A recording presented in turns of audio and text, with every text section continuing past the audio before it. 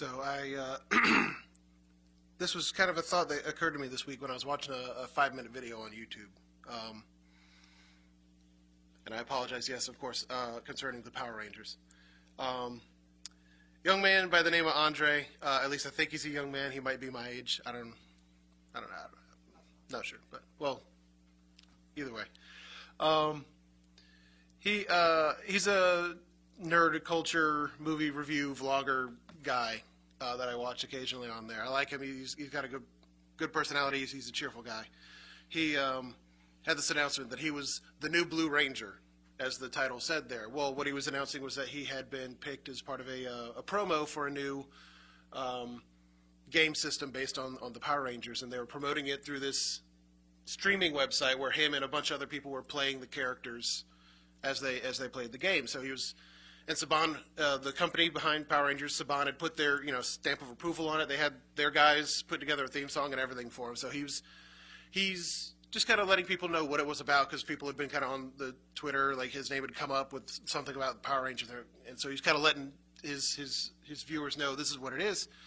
And he just got excited because for him this was, he'd been a fan since he was a little kid. Watching this, and you always have that childhood dream of, maybe one day I'll get involved with it. And he goes, now he had to say, now Saban knows who I am, and I'm officially in some way a ranger, and it's fun. Yeah, I'm just playing pretend, but it's neat. It's fun. It was very exciting for him. And it was fun to kind of get off of I enjoyed the video because it was very fun just to kind of get hyped off of his hype, his excitement, which, it got me excited. So I started looking up for it. I wasn't too excited because I found out that particular streaming service is a $5 a month subscription, and I didn't want to see it that bad. But regardless, I was excited enough. And so what I kind of started thinking about as I dwelled on it was, how often are we excited or impassioned about when we're talking to people out in the world about this stuff, about the Bible?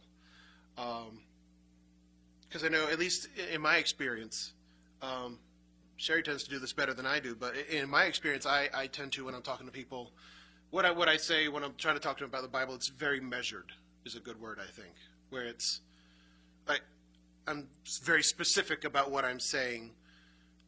I think very carefully about everything that's going out there, because either I don't want to offend, I don't want this to kind of be a thing where people start just a hostile workplace is, I don't know, you don't want to cause strife and friction with your coworkers. Sometimes you don't want to offend, or if nothing else, sometimes it's didactic where we're having to explain it to someone. But how often are we impassioned when we're talking about it, and just really, for lack of a better, hyped, like Andre was to talk about becoming a ranger in his 30s, which he said I didn't think it ever happened because, I'm getting older and this. But still, he was excited that it was happening. And so he got excited, and he got me excited. And people were excited about the project because of his excitement. How often, though, are we impassioned when we're talking about that to people, about bringing that good news to them? It's easy for us when we're up here to kind of talk passionately because we're talking to like-minded people. The fear is gone. The veil is torn, if you want to say it that way, that we can talk to each other openly about that passion because we're with like minds. When we're talking about something passionate that we're passionate about, we tend to get carried away. We get excited.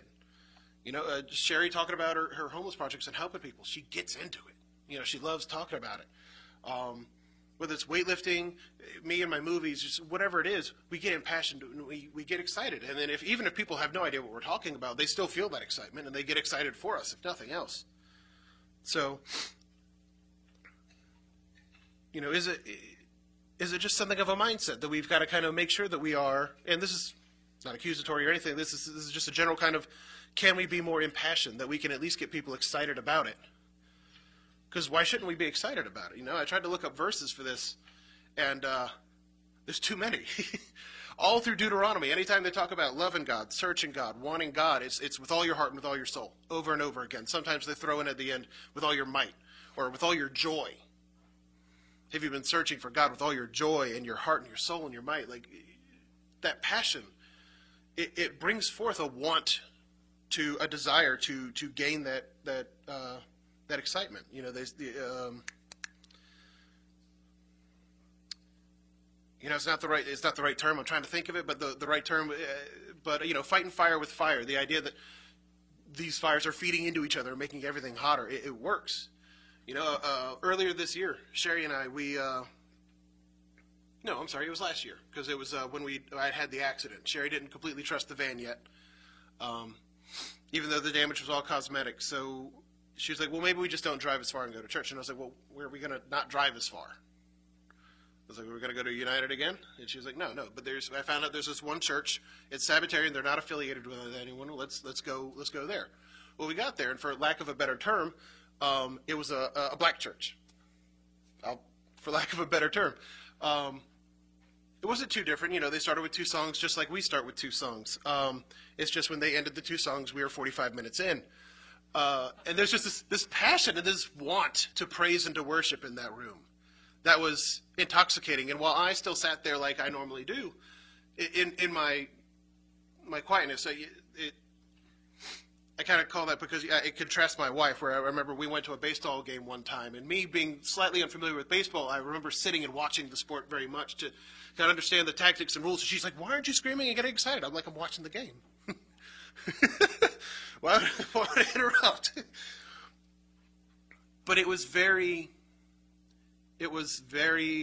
encouraging and very, again, the word escapes me, but it was fulfilling for that kind of passion in the room, that everyone was engaged with the sermon. The guy every so often, he said he was talking about the kingdom, so every so often he would say it with me, kingdom, and the whole room said kingdom. That sort of passion.